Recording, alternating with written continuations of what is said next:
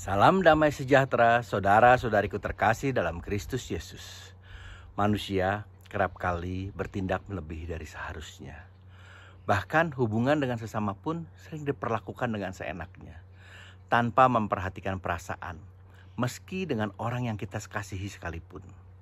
Manusia mempunyai kecenderungan untuk memperlakukan orang seperti mereka memperlakukan mobil atau properti lainnya. Saat mereka menemukan sesuatu yang tidak benar dengan mobilnya, hal yang normal dilakukan adalah dengan memperbaikinya, bukan? Bagaimana bila ternyata tidak dapat diperbaiki? Biasanya orang akan menggantinya dengan yang lebih baik atau yang baru. Namun, bagaimana bila karena satu dan lain hal ternyata dia tidak dapat menggantinya?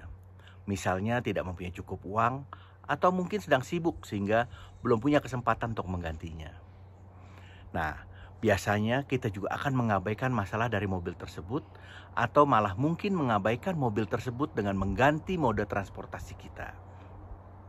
Ini hal yang normal dan umum dilakukan bila ini terjadi pada mobil kita, bukan? Namun, bagaimana kalau ini terjadi pada manusia? Termasuk relasi kita dengan pasangan kita.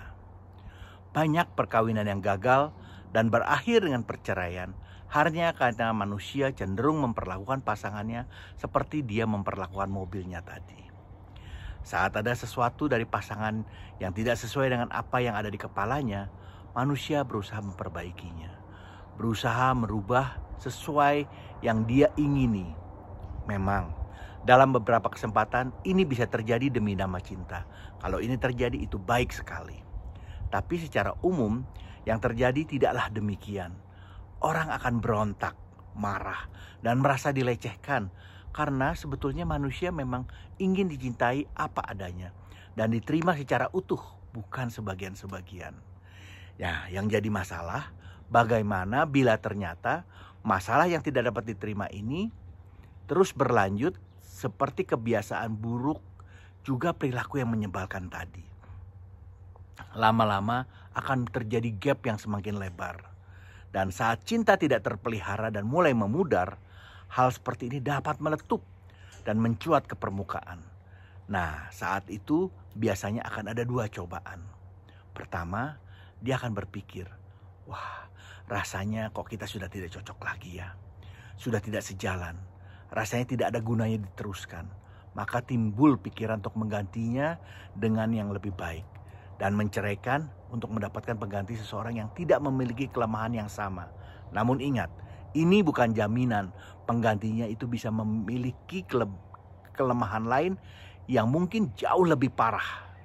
Atau mungkin bisa saja dia mengambil seseorang sebagai selingkuhan yang bisa dianggap sebagai pacar gelap. Baik sekedar untuk seks, romans, atau mungkin teman curhat. Atau kemungkinan lainnya bisa saja mencari penggantinya bukan dengan manusia, tapi dengan sesuatu yang lain. Misalnya dengan pornografi atau hal-hal yang sekedar untuk melupakan kelemahan pasangannya tadi. Misalnya dengan mencari kesibukan, dengan pergi dengan teman-teman lain yang lebih sering sehingga tidak bersama keluarga. Atau bisa saja mencari hobi lain sehingga dia bisa mengabaikannya karena sudah muak dengan perilaku yang menyebalkannya. Dan ingat, ini sangat tidak sehat dalam kehidupan perkawinan. Ini tidak boleh terjadi. Sebenarnya, selain dari memperbaiki, mengganti atau mengabaikannya, ada pilihan lain yang jauh lebih baik untuk kita resapi sebagai seorang Kristen. Apa itu? Terima pasangan kita apa adanya. Terima semua kekurangannya sebagaimana menerima kelebihannya. Juga seperti kita bisa menerima kekurangan dari diri kita sendiri. Misalnya, saat kita mengambil keputusan yang salah atau keliru menentukan pilihan, tentunya kita merasa kesal dan sebal sekali, bukan? Tapi bukankah kita tetap menerima kekurangan itu sebagai suatu kenyataan yang terjadi? Dan tetap menerima konsekuensinya. Mungkin ini juga perlu kita terapkan ke pasangan kita. Sebagai orang yang pernah kita nikahi di depan altar. Orang yang kita pilih untuk mendampingi kita sepanjang hidup. Langkah berikutnya setelah menerimanya, kita juga perlu menikmati tindakannya apapun itu. Iya, suami saya tidurnya ngorok kenceng banget. Tapi ternyata kok saya suka ya. Buktinya saat dia keluar kota, saat saya tidak dengar ngoroknya, saya malah gak bisa tidur. Nah, Jadi dia sudah bisa menikmatinya. Jadi nikmati saja kekurangan pasangan kita, supaya tidak berpikir untuk menggantinya. Kalau sepanjang perkawinan kita berusaha memperbaikinya, berusaha merubah pasangan kita, waktu kita hanya tertuju pada kelemahan-kelemahannya dia. Sehingga pasti kita tidak punya waktu untuk memelihara dan merawat cinta kita. Ingat, cinta yang tidak dipelihara dan dirawat akan memudar dan dapat layu. Jadi kita perlu menerima dan menyukai, bahkan menikmati serta mencintai pasangan kita. Bukankah Tuhan juga telah menerima kita apa adanya? Tuhan memberi kita kebebasan untuk memilih. Dan saat pilihan kita atau tindakan kita salah, Tuhan tidak mengutuk kita, bukan? Mungkin perbuatan buruk dan dosa kita dikutuknya, tapi bukan diri kita. Perlu diingat, Tuhan telah menerima kita apa adanya. Dia juga menikmati dan menyukai kita apa adanya, dan selalu mencintai kita dengan sepenuh hati. 2 Tesalonika 2 ayat 16.